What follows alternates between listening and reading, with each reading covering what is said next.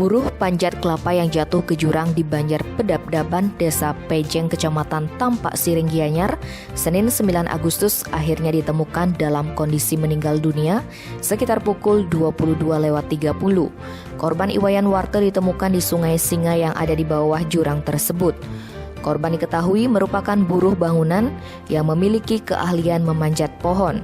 Sebelumnya korban diminta untuk mencari kelapa oleh Dewa Rake sekitar pukul 17 WITA. Sayangnya saat memanjat pohon kelapa yang ada di pinggir jurang, korban tiba-tiba terjatuh ke dalam jurang dengan kedalaman 20 meter. Korban sempat tersangkut di tepi jurang sebelum kemudian terjatuh ke dalam jurang.